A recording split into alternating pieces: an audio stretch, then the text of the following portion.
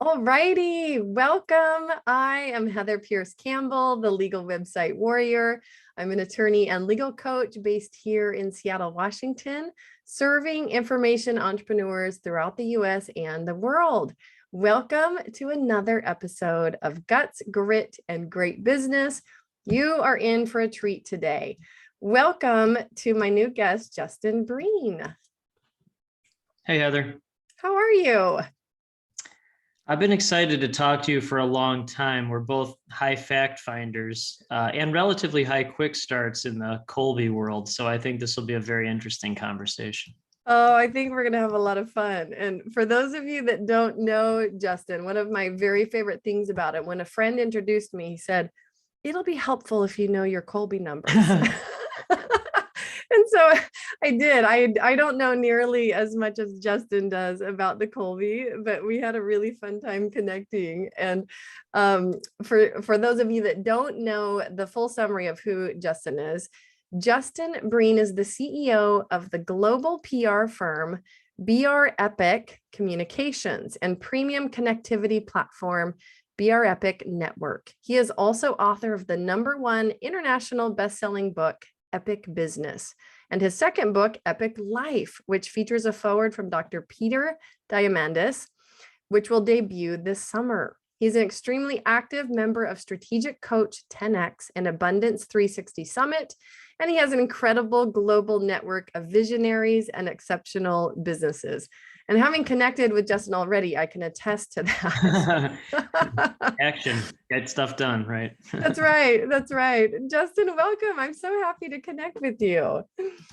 You know, you're a learner and an achiever and an activator, and I'm an activator, maximizer, and achiever. So like it's very collaborative, and we like to get stuff done. And I think we should talk. I don't usually like to use the word should, but I think we should talk about, coming out of COVID or still in COVID and how it's affected people. Cause I've seen a lot of things lately as we're kind of in like a gray, confused area that I think are very relevant to humans and entrepreneurs as well. No, I love that. And it is super relevant. Before we went live, we were just talking about life in general and how people are doing, and this theme of, how challenging the last couple of years have been for so many. And it still continues to be for some. I think some are kind of coming out of a fog, but I was joking, like, there's only so much you can handle when you're looking around and like, you just want people to have a break, to get a break, right? And looking at relationships and how hard entrepreneurs work and family life, and like, you just want it all to go better. So I love that. I mean, it's a big topic, but I think it's super relevant. Well, my wife and I, if you think of the opposite personality as me, it's my wife. So she's a pediatrician. She's love, warmth, empathy, rules, order, caring, like lists. And I'm just like, just go for it, full go for it. And so we just took our first break from the kids. We went to the Caribbean last week for 5 days. Nice. And it was really nice, like finally turning off the switch, because like even like on days off, the switch is still on in COVID world at home. It's still on. So it was really nice to be away, and then really think about the last 2.5 years, and then listen to people who were there. I have some good stories to share if you're interested from the people I talked to. Totally. In Caribbean, because it really shows. I think it shows what's actually going on, and then maybe how we can all try to help each other, I guess. Oh, I love that. Well, and I relate so much to what you just described about getting away. We recently took a trip to the Oregon coast, and we haven't done a lot of travel aside from, a few places to nature, but even that has been just limited based on schedules, juggling everything. But I remember having 3 days, and it was following my birthday this year, 3 days at the coast where we just rented this little Airbnb, took the kids out of school, and just being on a beach and feeling freedom. I realized like this is the first time in almost 2 years Yep. that I've experienced the feeling of freedom, where I can just be in this moment and not be thinking about all of these additional layers and complexities and like stresses in life. And I don't know, it was just, it was profound that I recognized that I was feeling that, but it also was so sad to me that it literally was the first time in 2 years that I'd had that feeling. So that's a fascinating thing. We just said the exact same thing. We just said the exact same experience. And I didn't know that, but this is what I'm saying. Like, Mm-hmm. I don't know, my brain sees things before they're said. And it was like, well, I think that's what's happening with the world. Like what we just experienced and are experiencing. And it'll be interesting over the next 6 months or a year to see what happens in all of this regard. Yeah. And there's a big refresh like this, but right now it's in like the middle of what could be a refresh. That's the way it kind of feels. Right. Right. Well, I've had so many conversations with friends about really stress management, for lack of a better Right. term, right? Like so many people have been in pretty chronic fight or flight for different reasons. And the reality is it's been long enough now that people are having real impacts from it. You know what I Yes. mean? Real impacts to their health, to their ability to focus, to their relationships. And I think that's the hard part, is realizing what a burden we have all collectively carried, and some better than others, but Yes. that it really truly has had an impact that I think, I don't know. I mean, I'm hopeful that we are somehow collectively able to calm and soothe our nervous systems a bit to achieve a reset. But it's been a journey for so many to figure out even how to achieve a reset in the midst of what still continues to happen in world news and with the pandemic. Like I find myself in moments thinking like, oh, it's getting better. And even when I hear of people getting sick, it's not so bad. And then, I make the mistake of getting on social media and like somebody's husband is in the hospital with heart Mm. complications from COVID. And it's like back in your face, the true reality of it, Mm. It's a good point. It's a series of good points that you made there. Most of my day is either with my family or talking to top entrepreneurs around the world.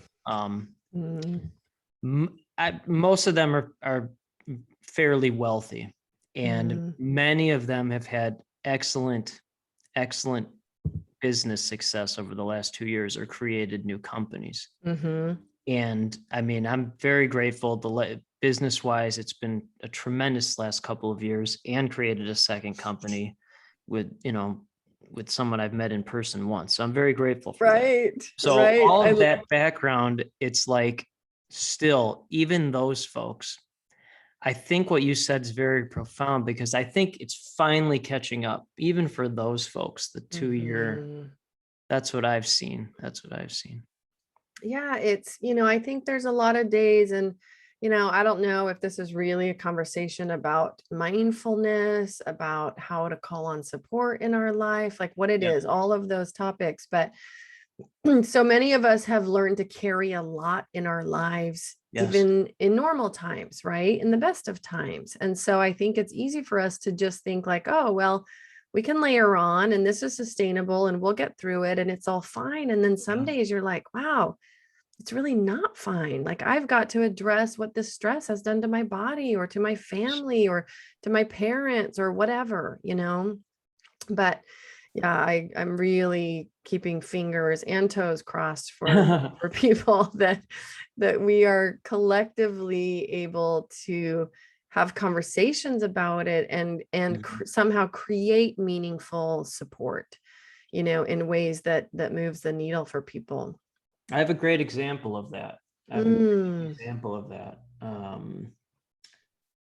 I'm glad you brought that up. There were three, I was a journalist for 20 years, so I like to mm, talk to people and listen. And when we were on the trip, which is really nice. We were on a snorkeling excursion, one of those party boats, and then there were a group of 4 ladies, and 2 were sisters and 2 were cousins. This is really sad. I'm just warning everyone, but Oh, really sad. Okay. And so one of the women, they were there to support her. Support, you said support. yeah. Her son was killed in a road rage incident earlier this year. He was 26. And so the women were there because they didn't want her to be alone on Mother's Day. And it was a really, like, you know, it was a party snorkeling boat, but like when you just ask people, you ask people a question and then listen, those are some of the answers that you can get. And then you see the support that's out there, or the people who are willing to help. So there was I was getting a massage also. And it's like, normally you don't talk to your masseuse, right? I'm guessing Yeah. most people don't, but I do. I had a full conversation. And so we were in Turks and Caicos, which is a really nice place. And the masseuse is from Indonesia. She's from Indonesia.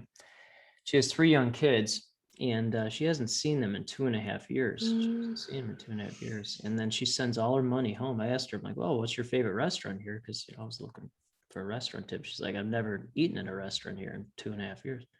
She lives in a little apartment with 3 other Indonesian women who she calls her sisters. They're not her sisters, but they're her friends. And I was like, man, so I'm hoping, I mean, at least I'm hoping she was grateful that someone asked about her and was really concerned, because I was like, oh, That's a so lot. yeah, it's a lot. And then the money she's sending home,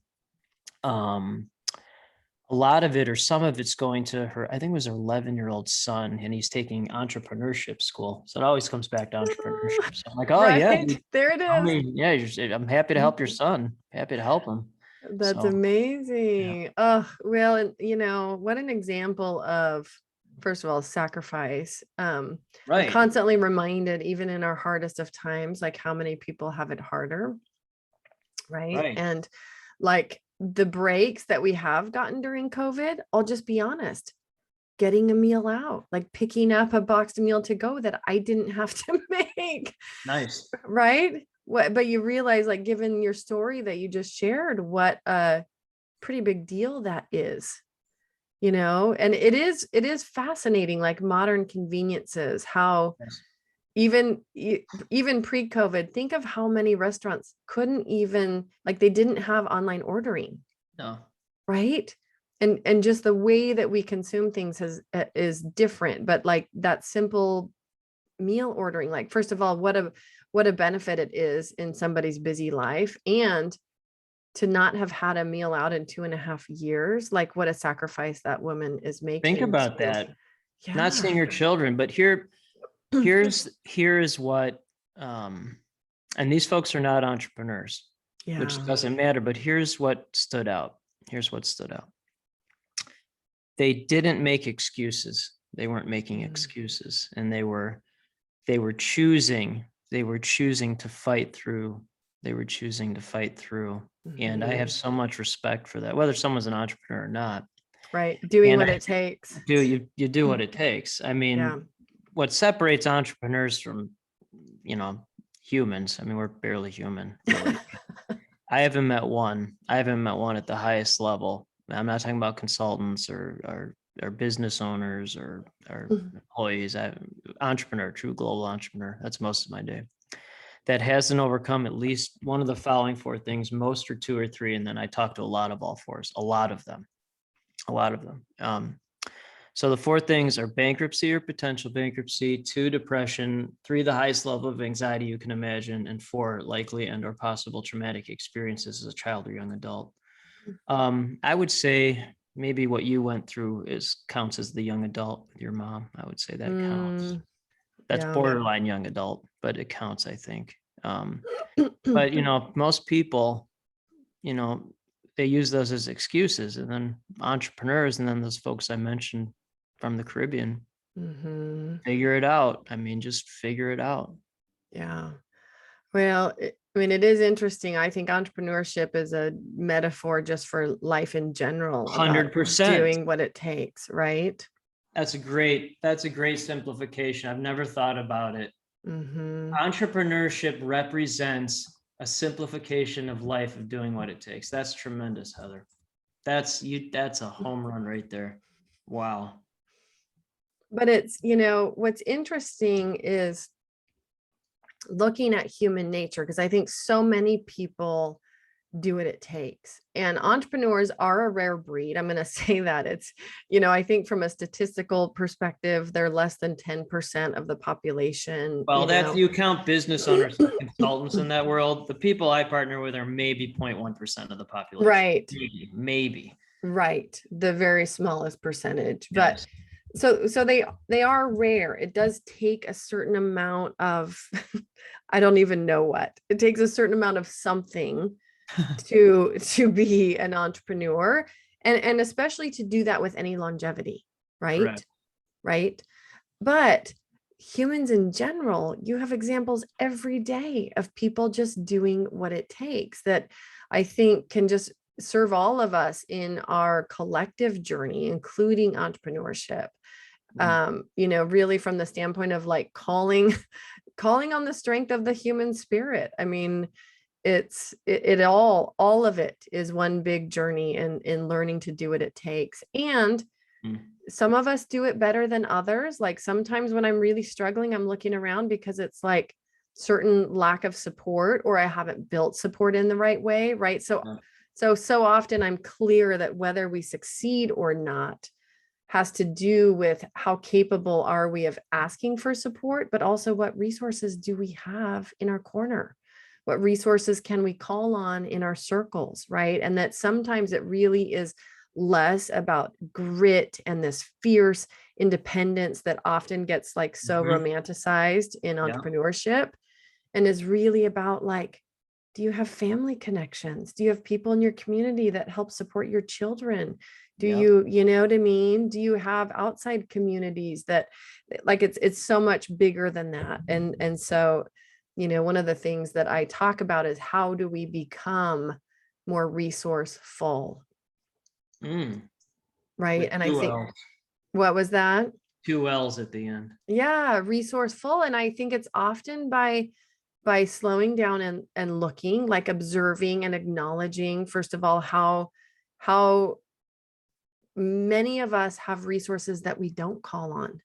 Many of us have resources that we don't even recognize that are there, right? So much of it, I think, is about slowing down to look and to ask. Some of us are just not so good at asking.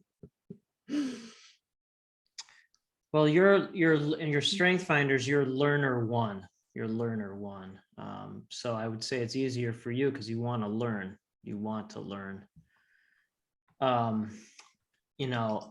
I am activate, go. So, and then maximize, achieve. Right. So as a journalist for 20 years, that's deadline. So,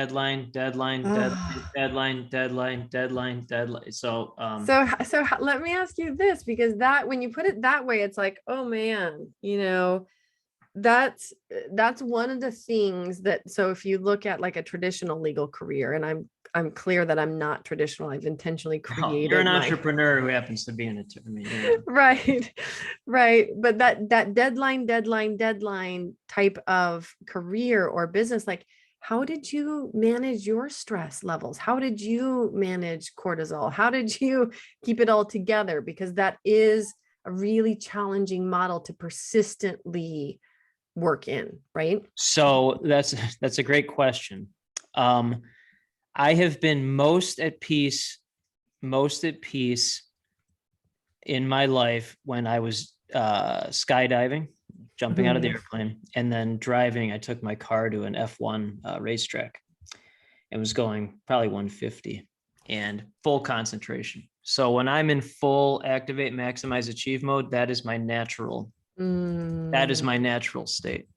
So the biggest transition from that world to entrepreneur world, I've been a little entrepreneur for a little over 5 years, with 2 global companies now, right? Because boom, boom, boom, you go. Right. So it's been slowing down. It's been slowing down and taking a step back.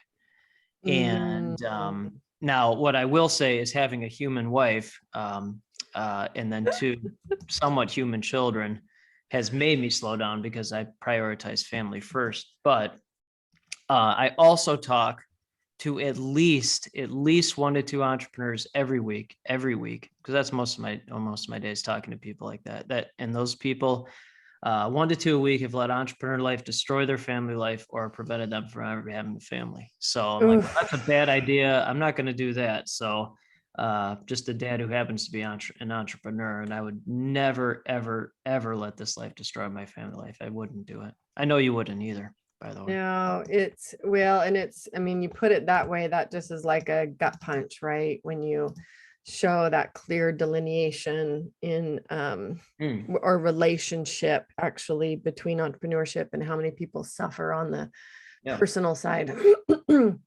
But no, luckily for me, my highest values are family and business. Like they coexist, right? It's synergized. Yeah. Exactly. And so I don't struggle to give time to my family or show up to my family because it's one of the things that I most enjoy doing. Now, does it mean that I always have a perfect balance between the two? No, right? But it's less of a tug of war and more like, I think of it in terms of like a week, more like a flow.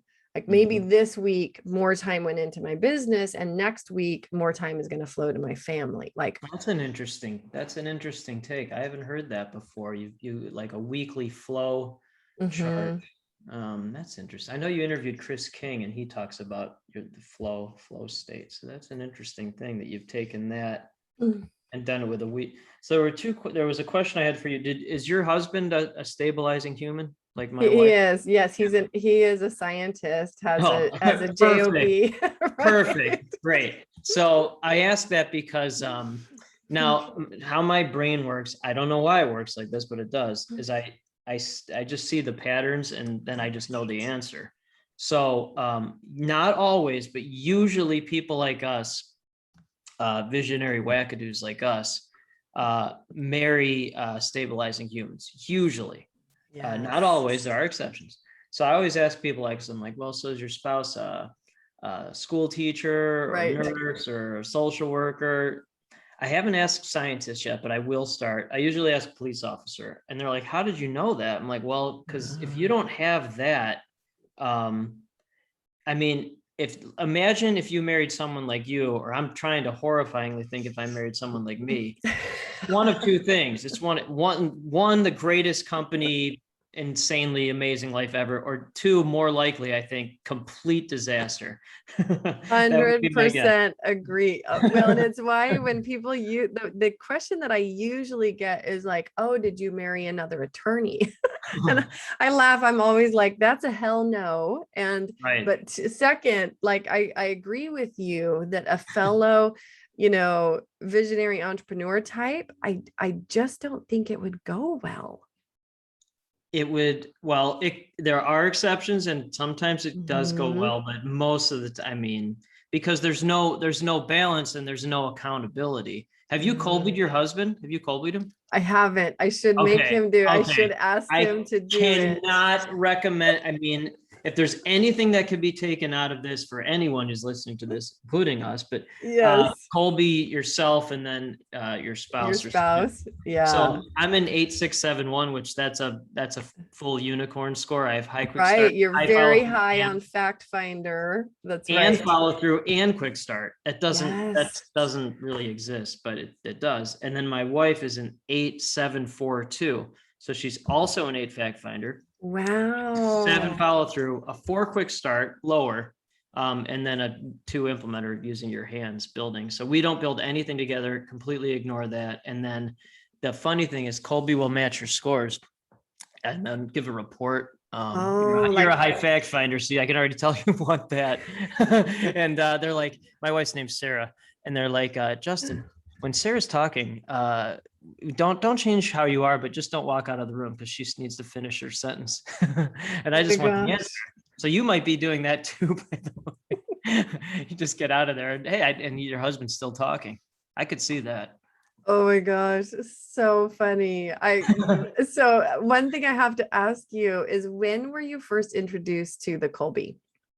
Okay.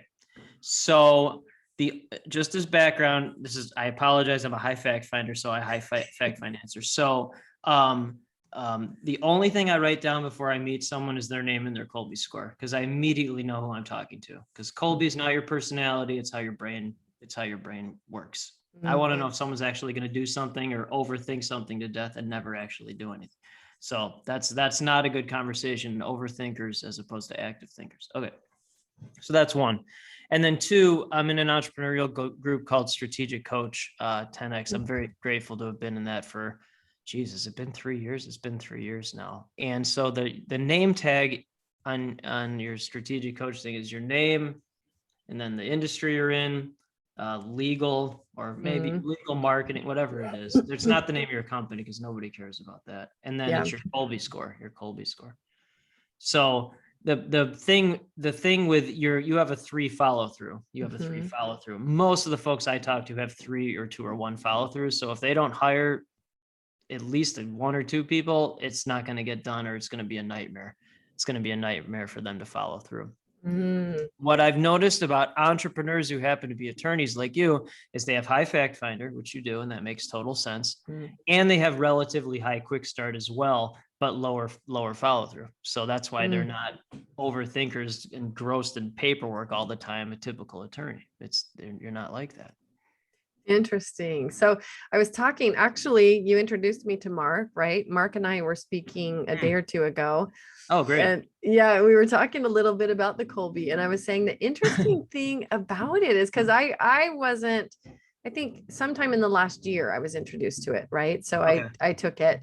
So I'm not super familiar with it. I've got the basics, that's about it. Okay. But the way that I have thought of myself, it was really interesting to look at my Colby scores, because I feel like I get a lot of stuff done, right? Like the follow through was interesting, that I was like, oh, 3 follow through. That doesn't seem like it should be, it should be higher. Like in my mind, I'm thinking it should be higher, right? Because when I set out, like when I say I'm going to do something, I do it. I will, there's no stopping me. I will keep doing it, probably like long after I should have stopped doing it.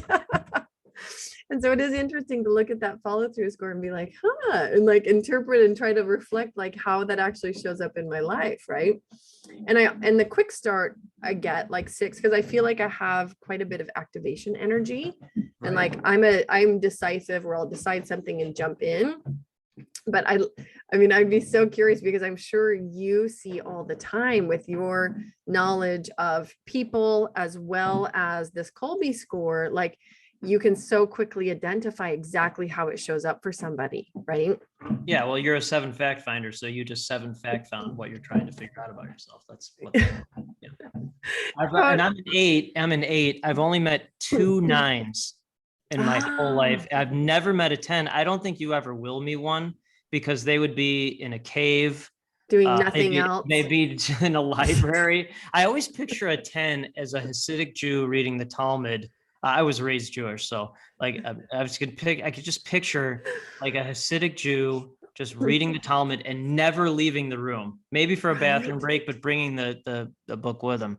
But that's a 10 fact finder. Yeah. But a 9, I've met 2 9s. The single worst conversation I've had ever was with a 9 fact finder.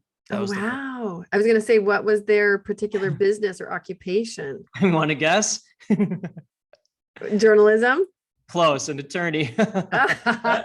He was a solopreneur. He was not an entrepreneur. He was an attorney who owned a solo practice. He was totally. And he was a 2 quick start, and with an 8 follow through. So that's good for it. And I was telling him about, how I connect people and what I do, and how, how my firms change the world. He's like, I don't understand any of this. Why would anyone do that? I'm like, well, I talked to 6, 7, 8, 9, 10 quick starts that would gladly do that very quickly. Right. Couldn't understand. And here's the interesting part is he said he wished his brain wasn't like that, but his lack of quick start, he won't change his brain. He won't do it. Right. Isn't that interesting? Yeah.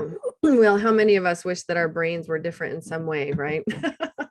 Well, I think, that's a great point. I think entrepreneurs, and I mean this as a compliment, the weirdest people on the planet. They're the weirdest people. The weirdest people who embrace how different they are. Also, many of them are the most damaged people with the best coping skills. That's really what entrepreneurs, that's what I think they are. They just have this incredible, as the show says, guts and grit. I mean, it's almost even beyond that. I mean, it's this supernatural self-belief. I mean, it's really, and again, it's the ability to overcome those four things and not use those as excuses. It's very rare. It's very rare. Well, it is interesting when you mention that, how frequently you do see that pattern. Like it really, and the fact that you study patterns and you easily recognize them makes so much sense. So share with us, I'd love for you to share a bit about your work. You were in journalism for years, right? You're a high fact finder. At some point you made the switch. Will you share with us a little bit about kind of your entrepreneurial leap? Sure. Guts and grit, right? But this is what I mean, damaged with the best coping skills. So I'll simplify that. So February 10th, 2017, I was working full-time as a journalist. I had a 5-minute meeting with managing editor and owner of company, and they cut job salary in half, cut jobs. They fired 2 other people that day, and they cut my job salary in half. And so tried to find a job, 0 business background. I never took an entrepreneur class in college. I didn't even know what this world was. So tried to find a job, couldn't find a job, incorporated April 16th, 2017. And then over the next 6 weeks, while I worked at full-time half salary, I reached out to 5,000 people to find first 5 clients. So, okay, that's entrepreneur life. There's your quick start showing up, right? 2 months you incorporated. Do you know how many clients? Like, oh, I've been thinking about incorporating. No. Right? Wrong answer. Not in this world. No. There's only at the highest level, there's only action and investment. There are no excuses. So that's what I mean. So people that make excuses, I don't understand. And I'll explain what I mean. I actually just found this. Did I tell you about my parents? So it'll help explain. I don't know if you did. I don't think so. So when I was born, and I just found some more stuff about my dad. We had a big box of it, but so my dad was 61 and my mom was 27, so 34. Oh, wow. 34-year difference. And my dad would be 106 if he was alive now. I was 13 when he died, and my father came from nothing. Was a World War II and Korea war hero. He was shot down 9 times in combat, many times without a parachute. And after he died, I found a diary that he had written, and I just found some more pictures. I just found them, and they're really good. I always like finding that stuff. But so the diary was from the Battle of the Hurtgen Forest, very deadly battle toward the end of World War II. And so I found it after he died, and I write exactly like he does. Boom, boom, boom, boom, boom, boom, boom. It's my greatest possession. So that's my dad. He was an attorney in Nuremberg trials and all. So that's my dad. Wow, shot down 9 times. I'm still stuck on that piece. Without a parachute many times. So he writes about that. That's a diary. I'll tell you an excerpt from that diary in a second. So that's my dad. And then my mom, when my dad was in his late 50s, he was driving on the highway and a drunk driver hit him, and the drunk driver was killed instantly. My dad broke every bone in his body but survived. And my mom was his nurse. So my mom literally saved his life. Wow. And then most of my days talking to people like us, and then I still haven't met one that has more hustle than my mom ever. She's the ultimate survive and thrive, the ultimate. So I'm just a combination of that. Yes, ultimate. Oh my gosh, that phrase, ultimate survive and thrive, that put my dad in that category. Your dad you learned entrepreneurship from your dad, and love and caring from your mom. I actually learned love and caring from my dad because he was older when he raised us. And he had been through so much, and he was like a child. Like I'm like a child too, so we're like little kids. And And then I didn't think I had anything in common with my mom until I started this entrepreneur journey. I'm like, oh, that's where. There it is. There it Boom. is. Yeah, there it is. I love that. I just had a thought for you on finding information or photos or anything about your dad. I don't know if anybody in your family has done any genealogy. I had an aunt, so my mom passed away young, right? I was 20, I was in my early 20s. 21, right?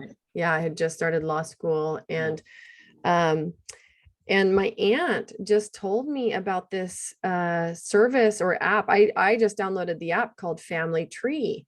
And it's fascinating because you can go on there and like I looked at both my parents, and my dad's still alive, but he was on there. My mom was too. And all these people had uploaded photos and stories and like memories. Anyway, so for anybody listening, if there's somebody in your family who has done any amount of genealogy, you might check it out, just because I was like, wow, this is a really cool service. I looked at my grandparents, I could look at my great grandparents and all these old black and white images and family photos and old portraits. It was fascinating.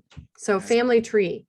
Thank you. Yeah, totally. But well, I love knowing about people's roots, because just like you've identified, it so clearly shows where certain parts of us come from, right? I mean, we might be related. Because if you know where you come from, you know where you are, and then you know where you're going. And then, but the key is knowing where you come from. The other key is not staying where you come from. Right. Now, a lot of people stay where they come from, and that's an excuse. Right. No, absolutely. So you made this leap, the quick start part of you. I mean, it was a matter of months and you were off and running. Yeah. Share with us a little bit about your journey as you built your business, right? Because that's not a straight line. No, that is not a straight. And again, zero business background. Right. I still don't know what an S corp is, because I think it's funny. I know you're probably horrified by the fact that I don't know an S corp, but I didn't know you had to pay taxes 4 times a year. No, the funny thing is people get S corps wrong. They think it's an actual legal entity. It's not. It's a tax election, right? So it's great. People say set up an S corp, and it's like, okay, well, first you're either setting up a C corp or an LLC. Those are your choices, and then you have to make a tax election. So yeah, people get this wrong so don't feel bad at all. Darn, now I actually learned something about that. So thanks a lot. I was hoping not to ever learn anything.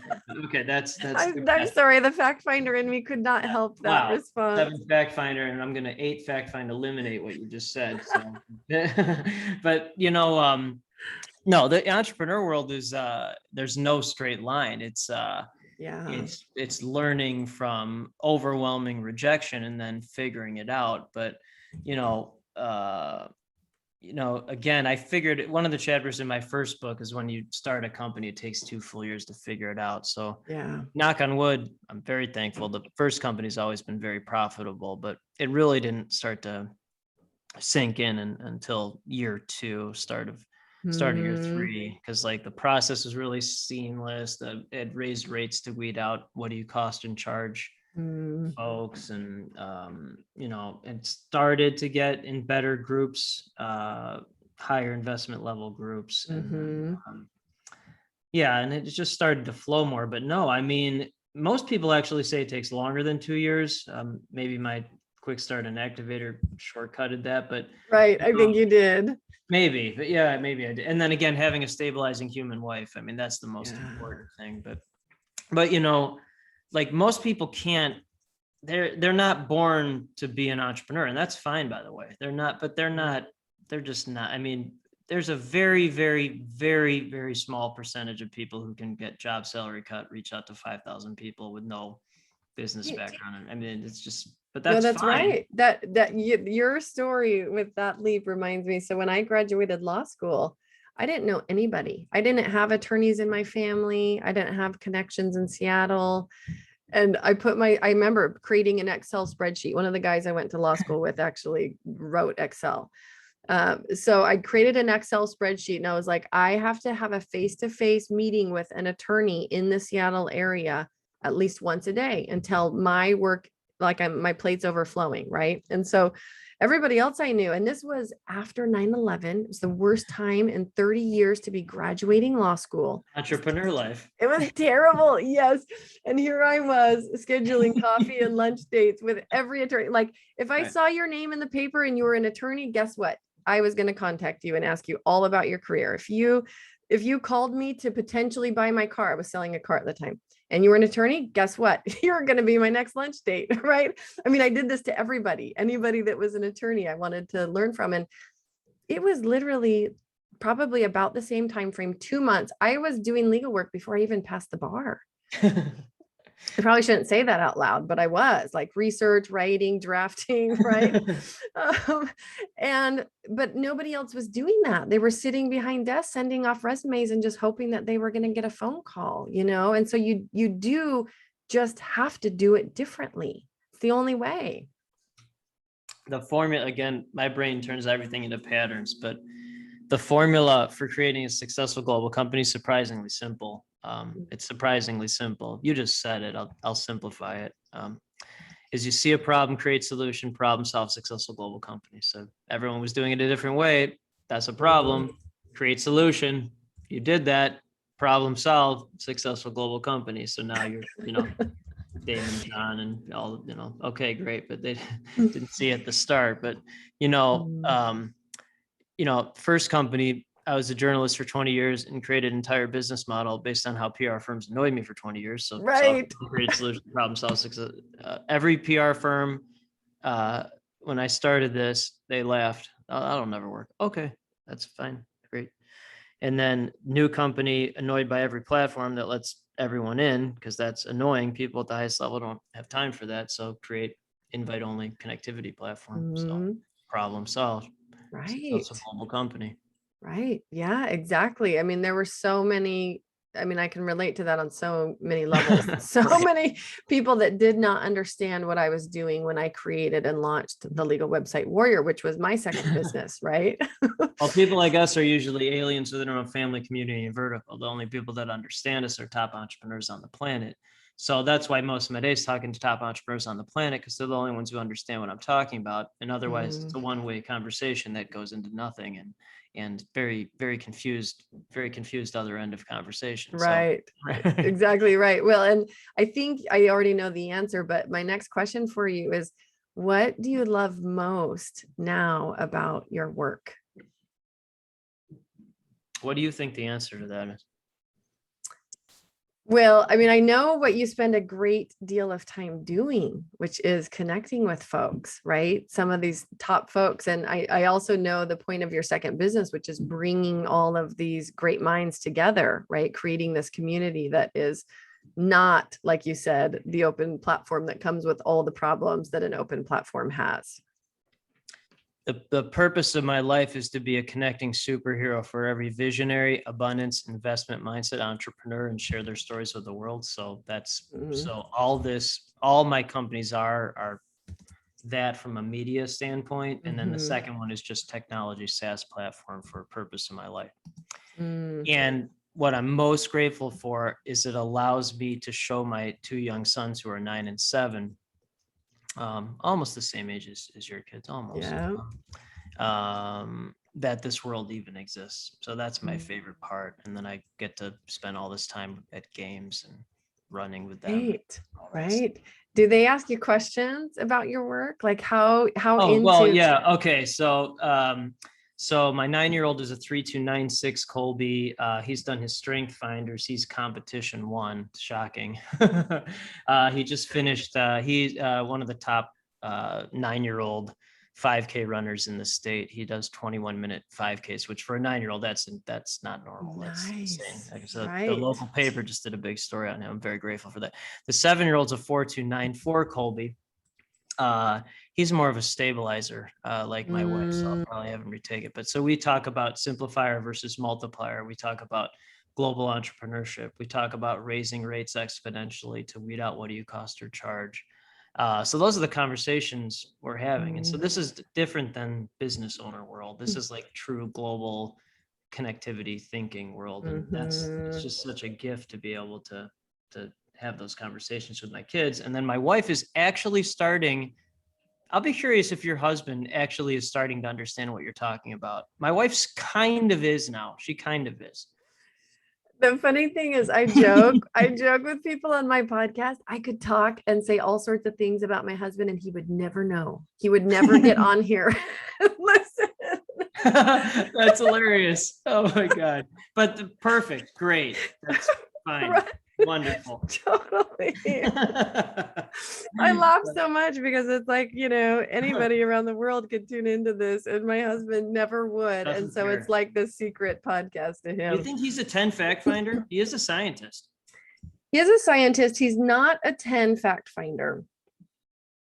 No, I'm so curious now what he is. Gotta be an 8. He's gotta be. I'll have to find out. I'm like, you've piqued my curiosity because I remember when I took it, I was like, I really should get Phil to take this, but I feel like I got him to take the Enneagram.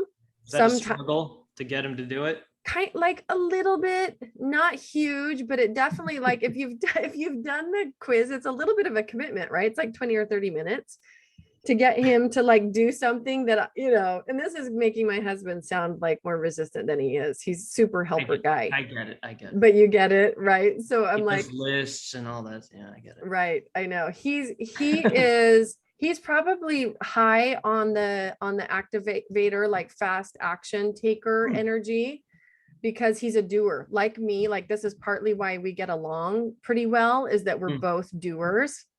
Yep. So, but I am really curious, like I want to know his follow through number and his implementer. And so next time we talk, I probably will have talked him into taking this. Send me a score. My wife did not want to do the Colby. She was really annoyed doing it. Was she? Yeah, she's just a low quick start, so she didn't want to do it. Right. And she's also annoyed that the best part of a marriage is annoying my wife, but in a cute way. That's the best part. And then she annoys me, but whenever she's talking, I go, oh, that's just an 8742 talking, and she gets very annoyed by that. But that's it's kind of fun. Oh my gosh, the numbers thing just cracks me up. I know, it's hilarious. It is hilarious. You didn't know how much I appreciated you even before we met, just based on that alone. I was like, let's just get right to the point here. Well, there's an interesting thing. I don't know if you've done IQ. And so 140 and above is genius. 140. And IQ is pattern recognition, right? So 1% of the population is 140 and above. So I am 139, and I'm actually glad, because when you get really high on that, it's very difficult to communicate human. It's like, it's right. That's MIT brain and Caltech brain. Yeah. And so what I figured out is I'm actually a bridge between that into human. Like, and so I'm guessing you're actually the exception to this. I posted this thing the other day about patterns I've seen from entrepreneurs. Is that they're incredibly intelligent, or whether it's IQ or just really smart, but they're not necessarily scholastically smart. You're actually both. A lot of the people I talk to, they barely even graduated high school, let alone never went to college. So you're right. both intelligent. You're like street smart from your dad, and you have book smarts. It's interesting.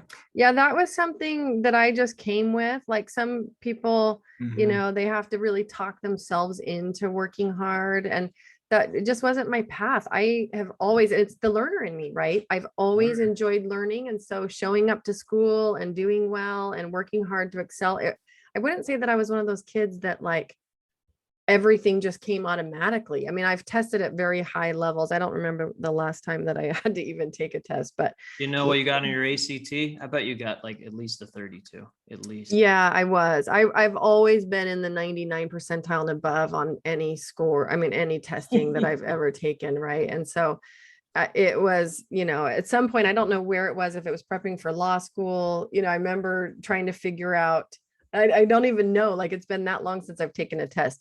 It was Mensa level results, right. But I'm not a genius. I'm not one of the, like, I don't speak Caltech. I bet you're like brain. 1/4. I bet your IQ is very similar to mine. I would not be surprised.